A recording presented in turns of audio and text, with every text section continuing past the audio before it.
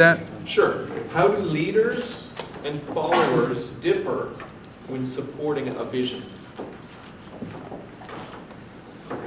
Yeah. The leader's got a tough job if the follower doesn't have the same vision. So the way I think the way it differs, if they both agree, great. But if they don't, the leader has to persuade and figure out what stake does the follower have to persuade them to that vision. Whereas the follower really, in some ways, has a lot of power of choice there to go different directions. Good. Okay. So the leader has to do more work to persuade. Okay? Yeah. I think the difference is that the leader has more passion. His attitude to the vision is more consuming than the followers. Okay.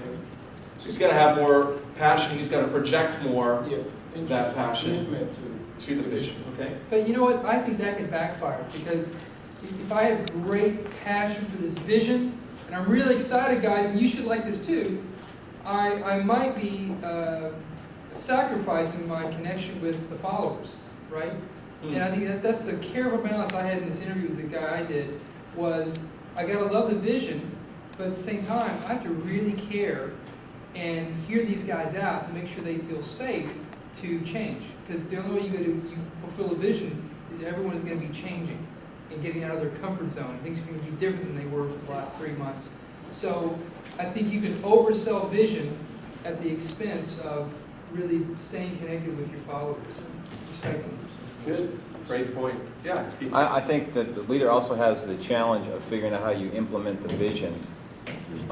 So it's one thing to say this is what we're going to do, but the leader has the responsibility of either figuring out how to do it or at least collaboratively pulling in the people that are following and helping them get aboard on the practicals, because you can have all kinds of things that sound great, but my question is always, okay, how?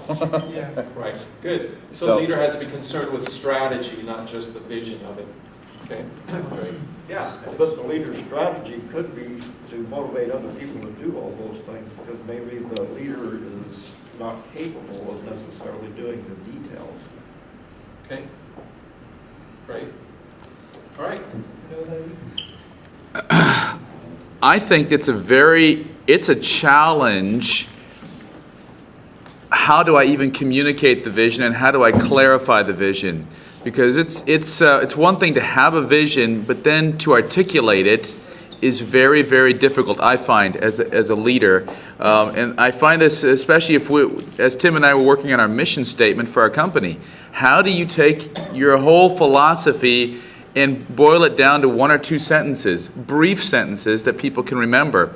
That's difficult. And then to present that in a way that people get it and it's something that they can buy into. So I think the challenge of defining a vision so clearly that you can articulate it and then that other people can buy into it in a way that they can connect with. I think that is a huge challenge for the leader. The follower just hears the vision and says yes or no.